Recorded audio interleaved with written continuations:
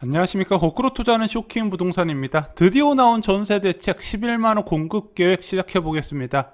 자, 최근 급등한 전세값에 정부가 대책을 발표했습니다. 원래 10월 말 발표 예정이었는데 많이 늦어졌죠. 자, 이 전세대책 같은 거 발표될 때 뭐 백화점식으로 이것저것 다 나열되는데 그런 부분 좀 불필요한 부분은 제외하고요. 정말로 여러분들한테 실수자한테 도움되는 내용들만 쏙쏙 빼서 저희가 정리를 드려보겠습니다. 자, 정부의 부동산 대책이 나올 때 그 상황을 면밀하게 보셔야 왜 이런 대책이 나왔는지 이해하실 수가 있거든요. 현재 부동산 시장과 미래의 부동산 시장 그 사이에 무엇인가 문제가 있을 때 정부의 대책이 발표된다는 부분입니다.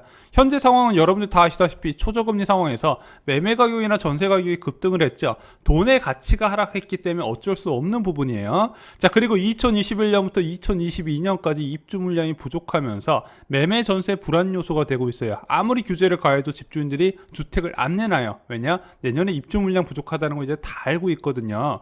게다가 신규 분양까지도 부족한 상황입니다. 올 상반기에 밀어내기 분양 끝났고 신규 택지도 더 이상 남아있지 않다 보니까 청약시장이 계속 과열 양상이 띄고 있는 부분이에요. 그런데 이 상황이 영원히 간다? 그렇지는 않다는 부분이죠. 2024년 이후가 되면요, 정상금리로 돌아가는 부분, 그리고 신규 택지 지정했던 부분이 본격적으로 입주가 진행되고 수요를 초과하는 공급이 진행되기 때문에 앞으로 주택 부족 현상이 없어질 것이다. 그러면은 매매 가격, 전세 가격 급등했던 것이 조정될 가능성이 크죠. 그래서 이번에 정부의 전세 대책은 이 시기까지 어떻게 버틸 건가에 대해서 초점이 맞춰져 있다 보시면 될 것 같아요. 자, 그럼 당장의 전세난을 해결하는 방법 무엇이 있을까요? 일단 제도적인 방법이 있을 것이고 물리적인 방법 두 가지로 좀 나눠서 정리를 드려야 될 것 같습니다. 자, 제도적인 방법 같은 경우는 뭐 금리를 올려서 돈의 가치를 올리면서 전세금을 받아도 운용할 곳을 만들거나 아니면 매매 가격을 낮추기 위해서 금리를 올리는 방법이 있을 텐데 그 방법은 현재 지금 사용하기가 어려워요. 그러면은 자, 지금 현재 많이 늘어난 월세 부분 때문에 전세 매물이 줄어드는 부분이 있기 때문에 이 실효세율이 낮은 월세 소득 과세를 강화하거나 또는 계약갱신 청구권 거절 조항을 엄격화해서 공실률을 좀 낮추는 방법 등이 이제 제도적인 방법이거든요. 물리적인 방법은 뭐 있는 주택 없는 주택 다 짜내서 이 부족 기간에 정부가 보유하고 관리하는 주택에 대해서 공급을 늘려나가는 방법인데 이번에 전세 대책 같은 경우는 이 물리적인 공급 증가 방안에 올인이 돼 있다 보시면 될 것 같습니다. 자, 그래서 단기부터 장기까지 나눠서 전세 대책이 발표가 됐어요. 단기 주택 공급은 이제 정부 주도하에 추진되는 이제 임대주택 같은 부분을요, 좀 더 속도를 빠르게 해서 공급을 한다는 부분이고요. 중장기 주택 공급 확대 방안은 앞으로 이런 일이 다시금 발생하지 않도록 예방하는 차원에서 진행이 됐습니다. 자, 단기부터 살펴볼게요.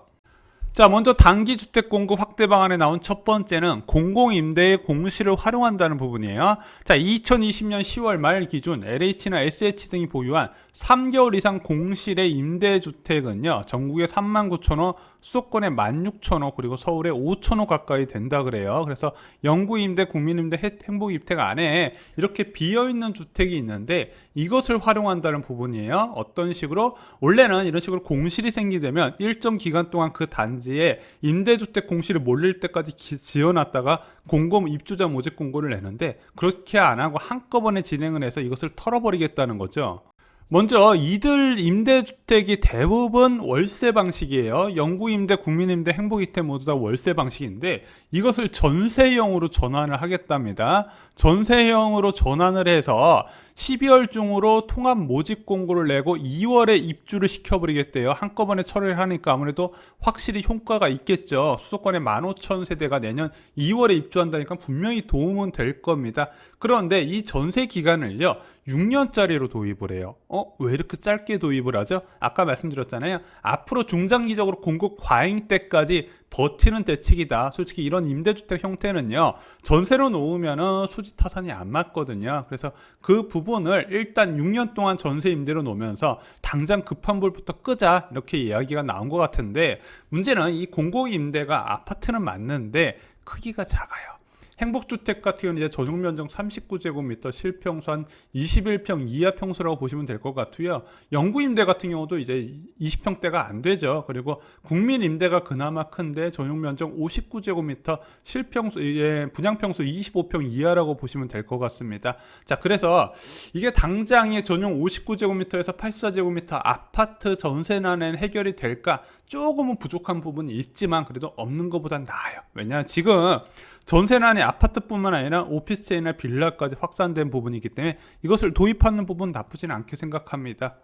자, 단기 주택 공급 확대 방안 두 번째는요, 공공주택의 입주를 조기화해 진행을 하겠대요. 2021년 공급주택 공급 물량 중에서 일부 물량을 공급 시점을 조기화 1분기씩 땡기겠다고 합니다. 내년 2분기에 들어올 것을 1분기로 11,000호를 땡기고요. 내년 3분기에 들어올 것을 2분기로 땡긴다고 해요. 그래서 건설형이나 매입 임대 모두 다 이제 적극적으로 나서서 이제 이것을 공기를 단축하거나 아니면 행정 절차를 간소화시켜서 빨리 공급을 진행을 하겠다 이렇게 밝힌 부분입니다. 그런데 이것은요 2021년에 들어올 것을 2021년에 들어온 부분이기 때문에 그렇게 전반적인 물리적인 공급 증가 요인은 아니라고 생각을 해요. 그래서 제가 볼 때는 정부가 초기에 내년에 초반에도 분명히 전세난이 심할 텐데 빨리빨리 공급을 증가시켜서 시중에 임대 매물을 좀 증가시키면서 가격 하락을 유도하지 않나 저는 이렇게 생각을 하고 있습니다. 자, 단기 주택 공급 확대 방안 세 번째는요, 공공 전세 주택을 신규 도입을 하는데요. 그래서 원래 공공 임대로 들어가는 부분 대부분 월세인데 2022년까지 한시적으로 공공 전세 주택으로 공급을 하겠다고 합니다. 그래서 6년 정도는 전세 물량을 늘리도록 공급을 진행하겠다는 부분이죠. 그 규모는요, 전국적으로 18,000호, 수도권은 13,000호, 서울에 5,000호가 될 것이고요. 대부분 여기는 다세대나 오피스텔이 될 것 같습니다.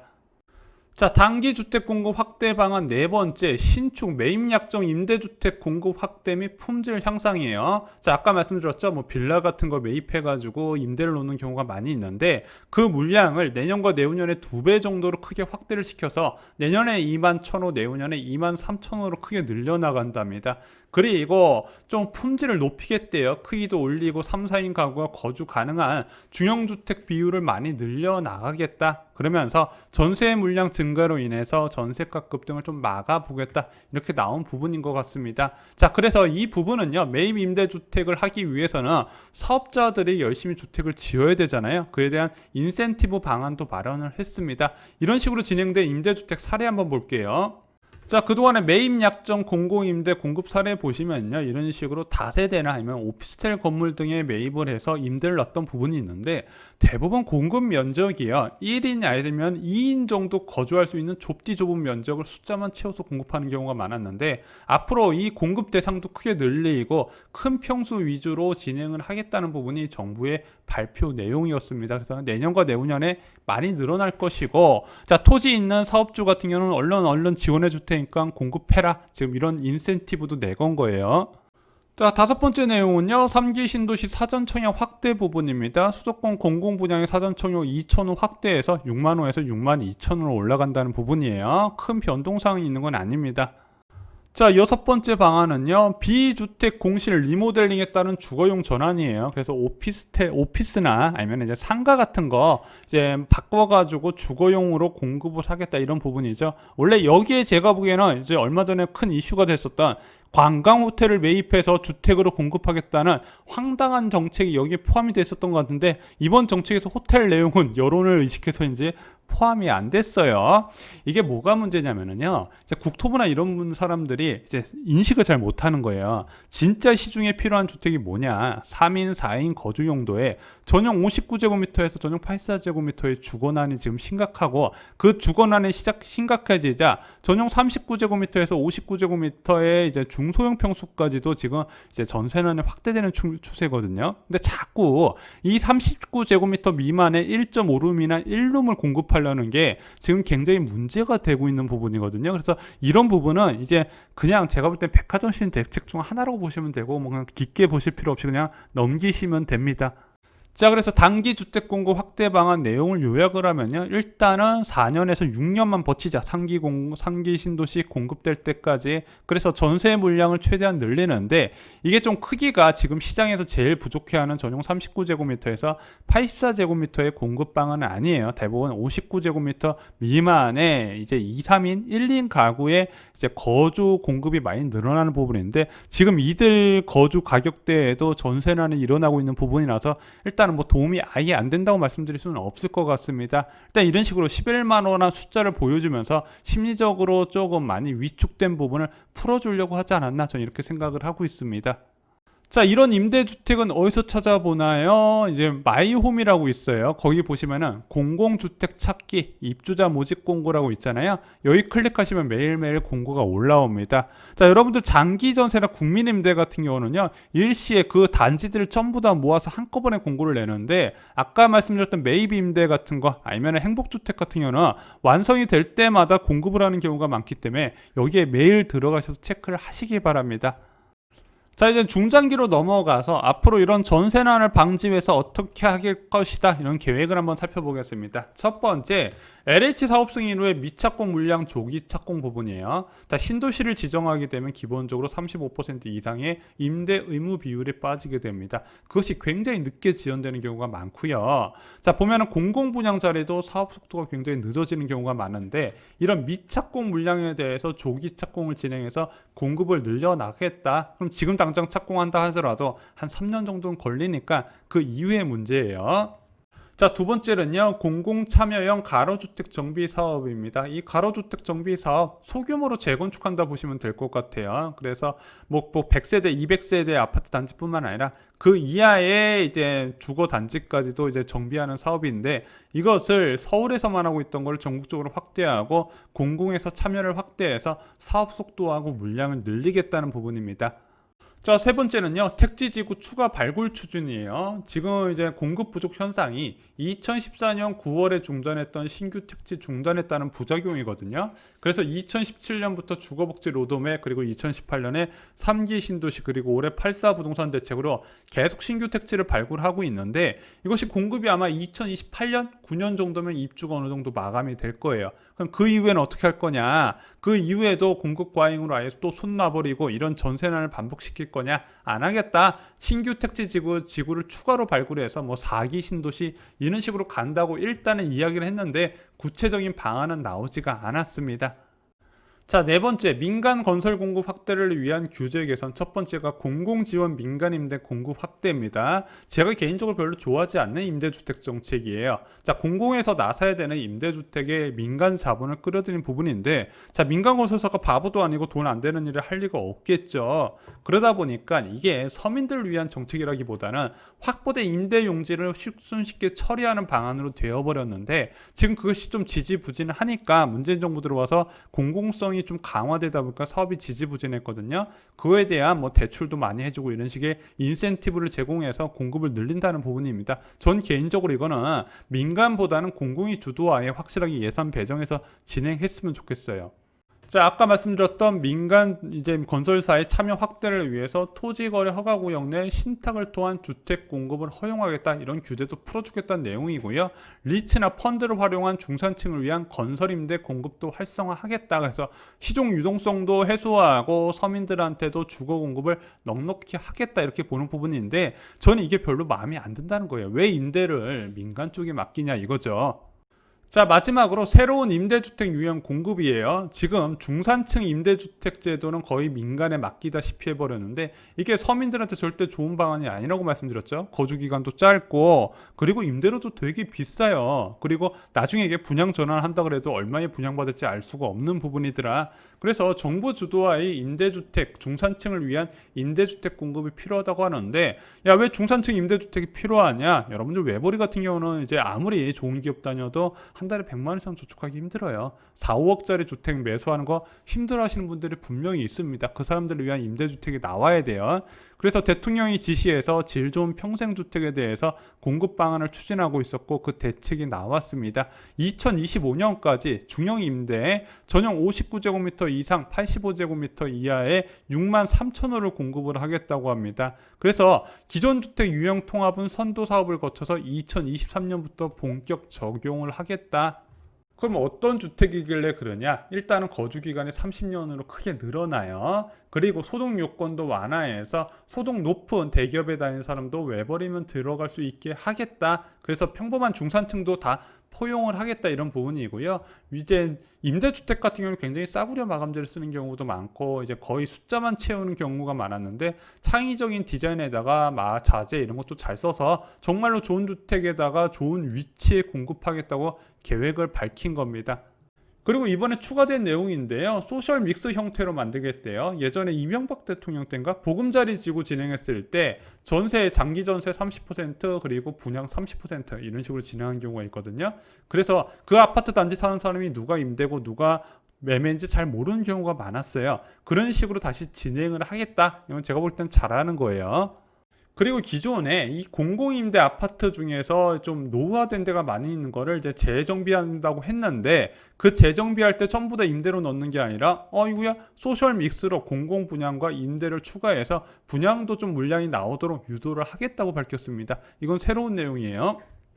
자, 이렇게 나온 발표 내용들 추진 일정을 살펴볼게요. 일단 단기적인 방안은요, 내년이나 내후년 정도에 바로 진행을 하겠죠. 그래서 즉시 실행하는 부분은 임대 공실 활용한 부분 바로 가능한 부분이고, 공공주택 입주 초기화도 사업 속도 땡긴다는 부분이죠. 이게 공사를 단축한다기보다는 이제 행정 절차를 간소화해서 원래는 다 지어놓고 이제 본격적으로 입주자 뽑아볼까 하는 거를 지금 거의 완공되는 단계에서 입주자 모집 뽑는 등 좀 사업 속도를 빨리 한다는 부분이고요. 아까 좀 말씀을 못 드렸는데 정비 사업의 이주 시기를 조정을 해서 2021년 이후부터 이주 물량이 좀 많이 있거든요. 재건축이나 재개발에 그 이주 물량을 조정해서 좀 급격한 전세난이 일어나지 않도록 조정을 한다고 합니다.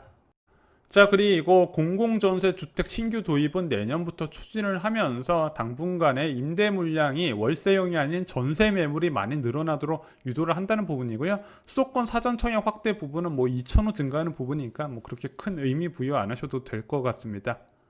자, 중장기 공급 기반 확대로 미래 수요에 대비한다는 부분, 미착공 물량 조기 착공한다는 부분 지난번에도 나왔던 부분이고요.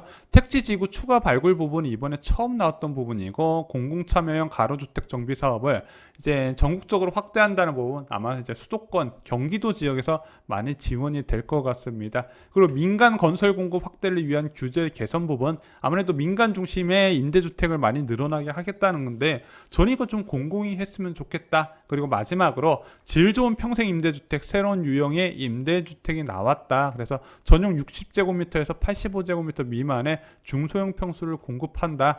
이게 지금이라도 바뀌어서 다행이에요. 전 개인적으로 이렇게 생각을 하고 있습니다. 자, 지금 당장의 전세난을 잠재울 단기 대책을 보면요, 대부분 전용 면적 59제곱미터 미만의 다세대나 아니면은 소형 임대주택 공급에 치중이 돼 있다는 부분입니다. 중고가 아파트 전세 대책을 좀 보기는 어려운 부분이에요. 그래서 중고가 아파트 전세 물량을 늘릴 수 있는 소득세 부분 개편안은 이번에 포함이 안 됐다는 게 좀 아쉽게 생각을 하고 있습니다. 그런데 지금 전세난이 아파트뿐만 아니라 다세대 오피스텔까지 크게 확대된 부분이라서 일단은 이렇게라도 해야 되지 않냐, 이제 이렇게 봐야 되는 부분인 것 같아요.